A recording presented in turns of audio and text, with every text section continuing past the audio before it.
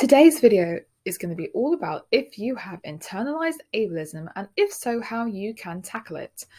This video has been highly requested. A lot of people have internalized ableism without even realizing, so we're going to go through it today. So, what is it? Internalized ableism is when you, a disabled, chronically ill, neurodivergent individual, or generally someone who lives with a long-term physical mental health condition, internalizes negative attitudes about disability and about being chronically ill and having those conditions. So these are attitudes that you might have become accustomed to in society, even attitudes which are quite, subconscious, you don't even realize.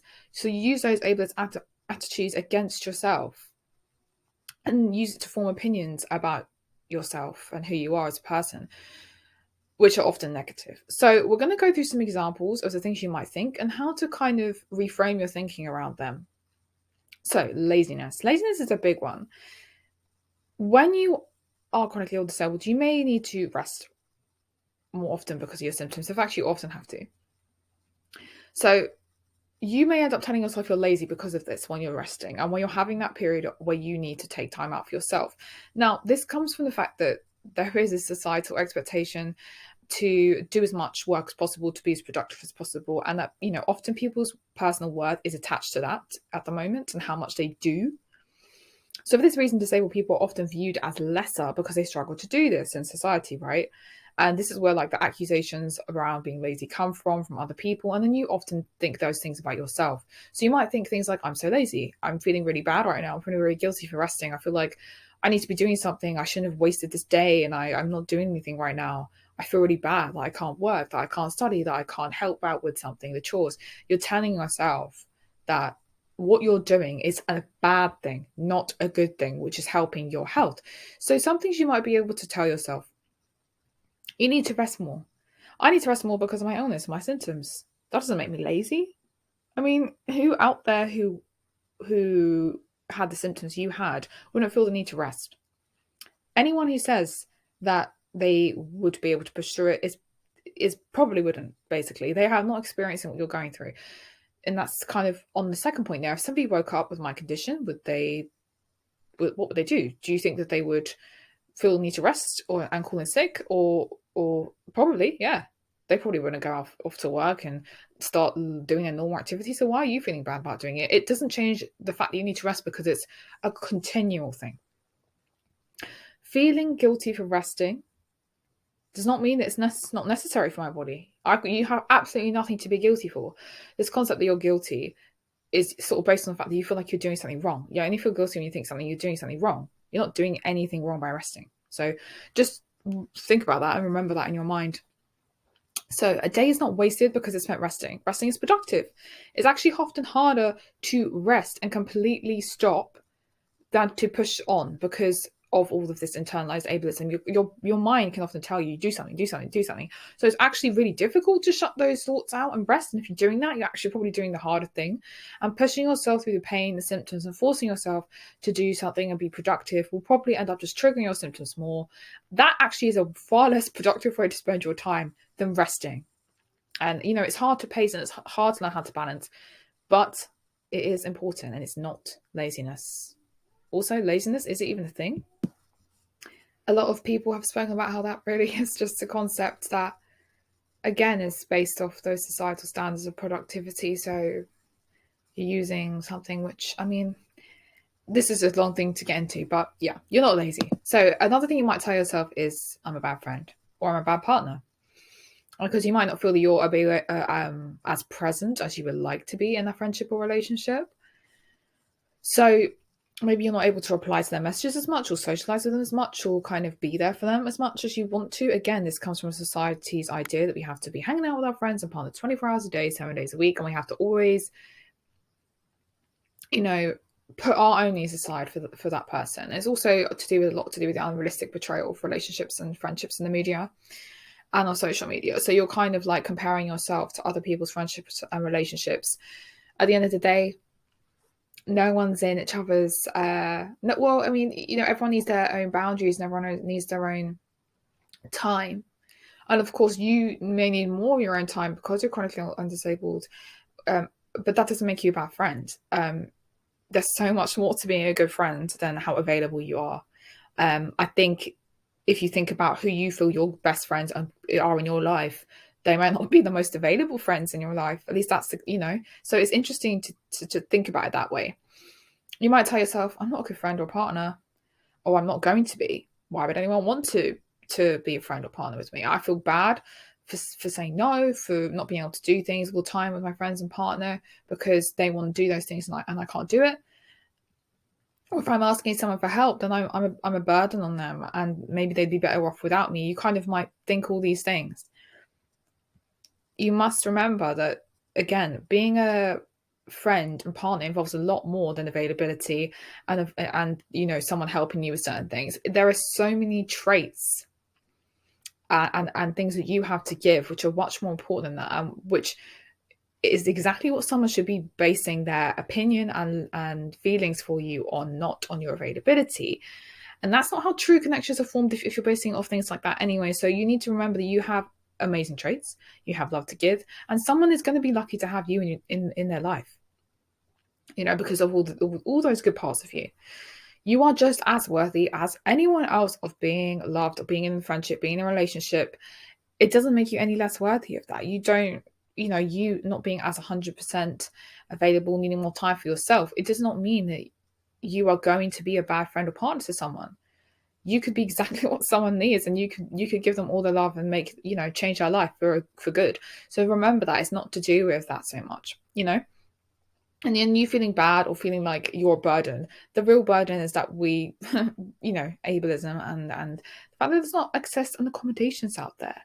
And also, I'd say it's probably, of course it is difficult sometimes for people who are loved ones who are watching their loved one be unwell and feel bad or have bad symptoms.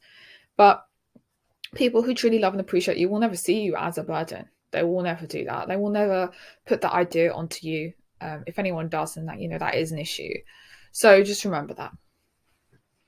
Maybe I'm not sick. I went out yesterday, or I was out for that really short amount of time and I felt okay for a bit. You may find yourself questioning the validity of your symptoms on a good day, or in a good hour, in a good half a day, after you've been able to do more, or just feel not as bad. Now, this comes from a lot of things. Firstly, from society's constant invalidation and questioning of your own symptoms, right? If you've been used to people gaslighting you and used to dismissing and invalidating your symptoms, the second that you might feel a little bit better, you might start to think, well, maybe they're right and I'm wrong. Because you're the only person often, sometimes obviously other people have your back, but sometimes you have to be the only person who's validating yourself. So that's quite difficult. So that means that as soon as you get that moment where you don't feel as bad, you might think, oh my God, maybe I am actually okay. So it also comes to the expectation that we must prove our conditions to people. So if we are going out, well, maybe you might think, maybe I'm not sick as I thought. Maybe the people who dismissed me were right. Maybe I just need to push on and I don't need to go to the doctors anymore, and I should be following all this, these pieces of advice which haven't worked for me. You're going to have reassess how you feel.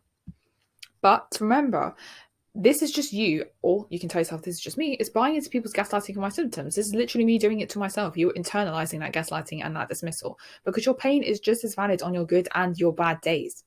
Okay, because you've had a good day, that does not mean you've had a good experience as a whole with your illness and condition.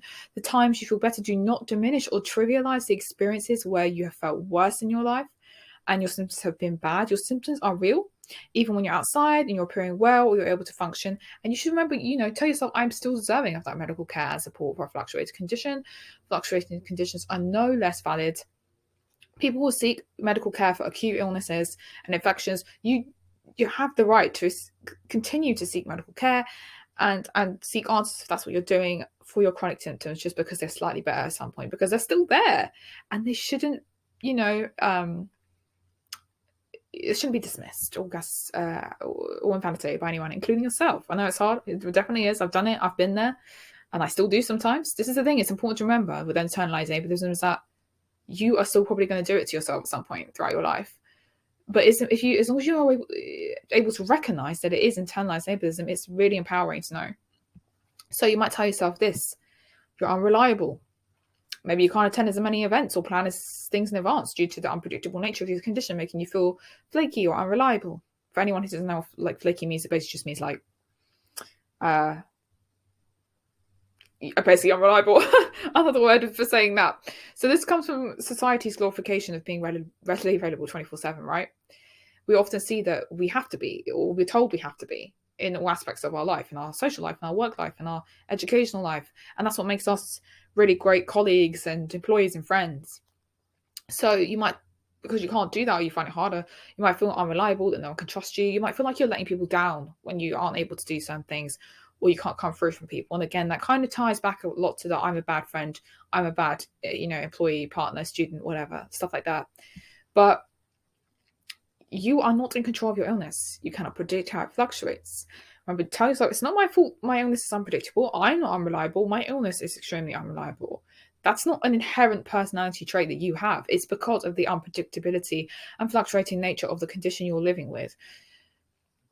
So, at the end of the day, especially if it's in an institution such as your workplace or a school or a place of higher education, they should also be making accessible adjustments for you. And, you have the right to ask for those things. Remember that. So anyone who sees you as unreliable is just not understanding. That's not really their issue, right? That's not really your issue, I mean. That's not something which is fair to assume about someone who lives with an illness or disability. Because it is very difficult to predict and to plan sometimes, especially when you're going through a really bad time with your condition.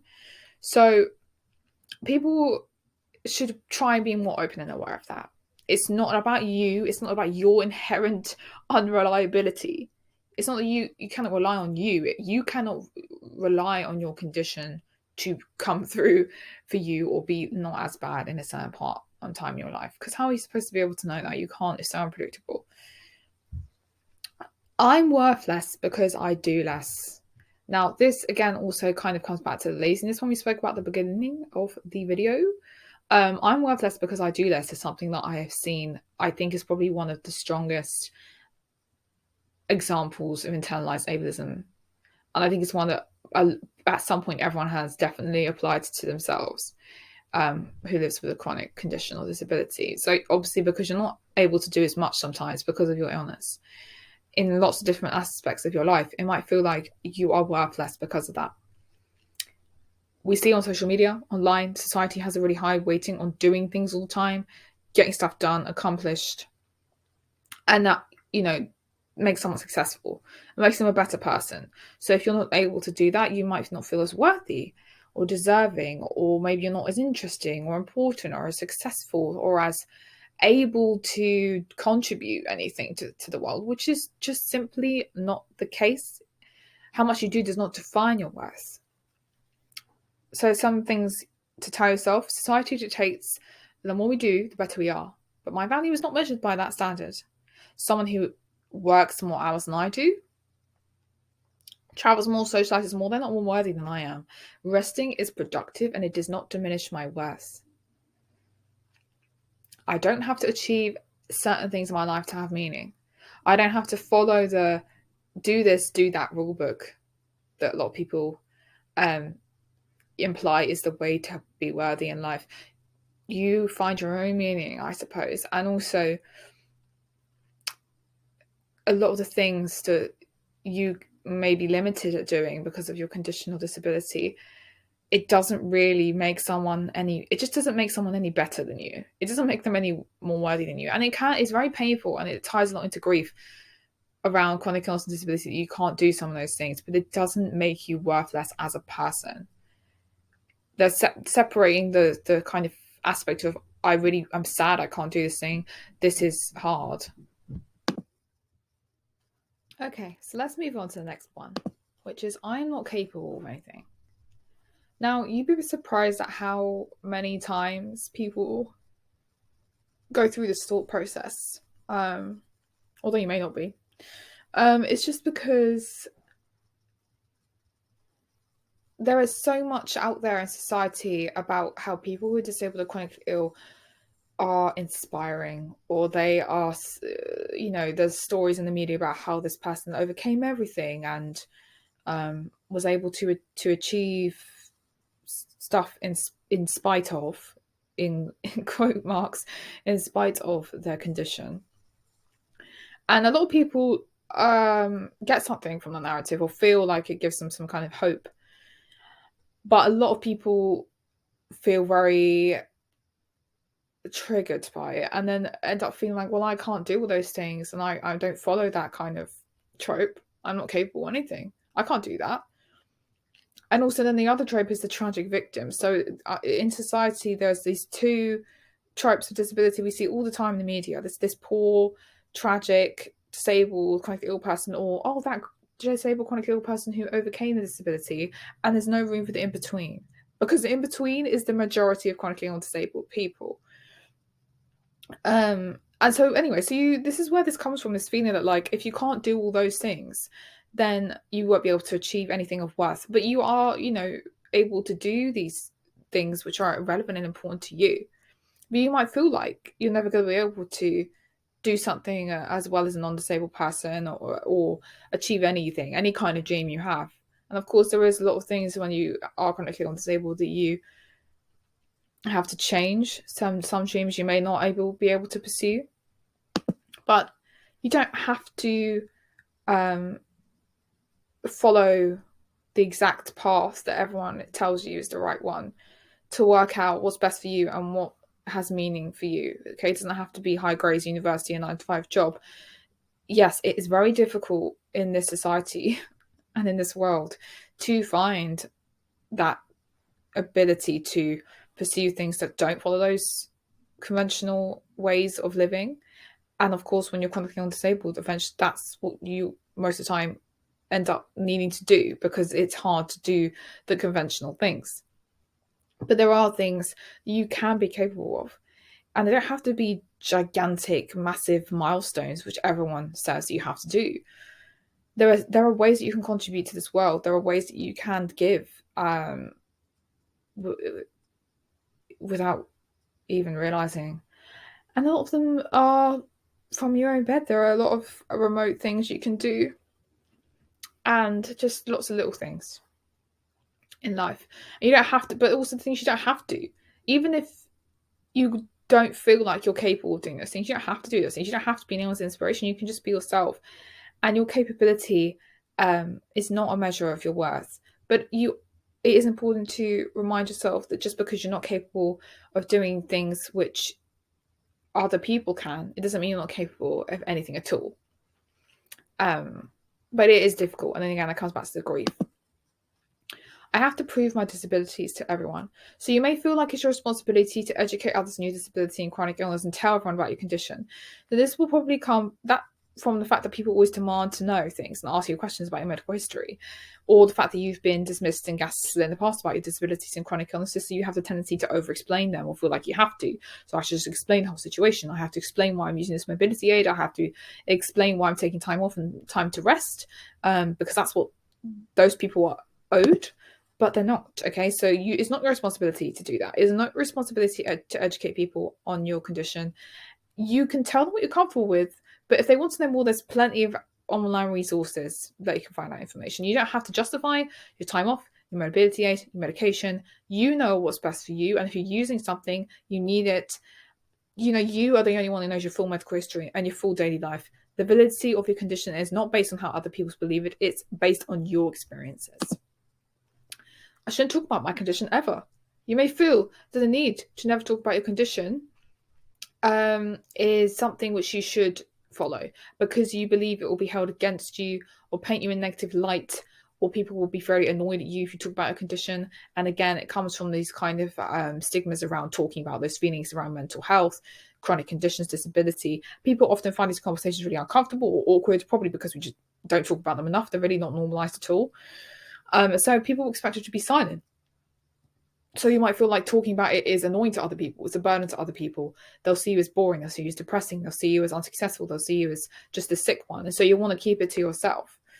And you think that's the best thing to do. But remember, tell yourself, I should not have to stay silent about my experiences to make others comfortable. There's obviously a line whereby, a therapist or mental health professional is far more equipped to dealing with certain things you want to talk about. But talking to other people about experiences shouldn't be something which you are made to feel pressured into stopping. because it's important as well to be able to tell certain people about these experiences to get access and to get accommodations. And if people react really badly or judge you, then it's a bit of a red flag, because it's important that people are open. And like I said, of course, there is a line, and in which it's more appropriate to talk to certain people who are equipped, because obviously people are not equipped to deal with some of the deeper things. But you should also be able to talk about them in general and some of your feelings to an extent to those people in your life and how you're feeling. And also, if you do talk about it, it's usually just a tiny, tiny fraction of how you're actually feeling. So you're really not talking about it that much. And if people make you feel bad about it, it's not your fault. I don't deserve accommodations. Now, due to lack of awareness around different types of disabilities and the lack of accessibility in many places, you might feel like your condition is not worthy of them, or that you don't want to cause trouble for other people. Now, of course, this is due to the fact that a general spectrum of disability is not really known. So there's then a limit on accommodations and adjustments. So you feel asking for them would make you a hassle and make you an inconvenience. Or maybe you don't think your condition is bad enough to be accommodated for. It's not one of those disabilities that you think actually deserves them. Or other people are worse off than you, so you don't deserve them either. You might tell yourself these things, but you do. Access is a basic human right which I deserve, and it's actually something which non-disabled people have all the time without realizing. Why then, therefore, shouldn't you not be? Asking for accommodations doesn't make me an inconvenience. I have a right to ask for them, because I shouldn't be feeling bad for asking for accommodations, which will make it easier for me to be included and to participate in things, to work, to study, do all those things like that, to go out. It is the responsibility of the organisation and institution to do this. And if they're not doing it, then they don't have a good disability policy, which they should have. It's my fault, I'm sick.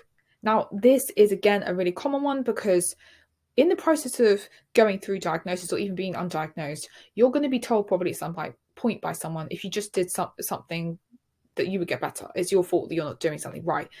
This is such an important thing to talk about, because society in general is so uncomfortable with the concept and notion that there can be illnesses which are uncontrollable, disabilities which are not predictable and which you cannot prevent, that people do not feel comfortable with admitting that, and they'll often project that onto you and say it's your fault you're sick. So then you'll tell yourself, oh, if I just exercise more, if I just drink more water, if I get more sleep, maybe I'll be better. Maybe I would be better if I tried something. Maybe I'm just not trying hard enough. But remember, a lot of illness and disability is not preventable. It is not your fault. You did not do anything to deserve this. Remember, something I tell myself a lot, getting better is all I want to do. I've already tried many different things that people will often recommend or imply that it's because I'm not doing those things that I'm unwell. You probably have tried most of those things, right? So sometimes those things will make your illnesses worse. So you are internalizing accusations of others. Because if you're telling yourself at some point it's your fault that you're unwell, it's probably because at some point someone's told you that anyway.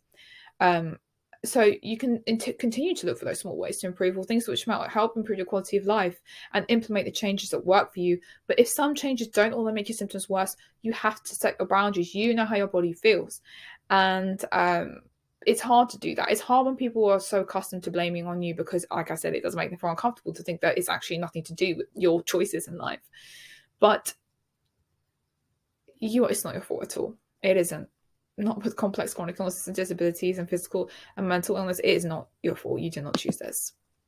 So what you can do, recognize when you are experiencing internalized ableism and when you're channeling that within yourself. Recognize it, catch it out. It's a thought, it's not a fact. It is a thought that you're having about yourself, which you are internalizing based on the negative attitudes and opinions. It is not true. It doesn't make it true because you're thinking it. So practice recognizing and responding to it in these ways and thinking through those thought processes. Of course, if you can afford and access therapy, that's always great, but it's important to see if you can access therapists who might have some understanding around these issues. And actually, there's a resource on the Chronic Notebook link. Is through my Instagram page and a link in the bio in my profile. I have a mental health resource of different mental health professionals and therapists who specialize in chronic illness and disability, who might be able to help you work through these if you can access and afford it. So it's also good to learn more about it and do some searching. Some good pages to check out and some advocates who talk about internalized ableism include these pages on Instagram. They're really great. A few of them have some really great resources and have posted about it in the past. So it's something I will continue to talk about myself. So I hope this video was helpful, and do add any questions in the comments or anything you want to share about your experience with internalized ableism.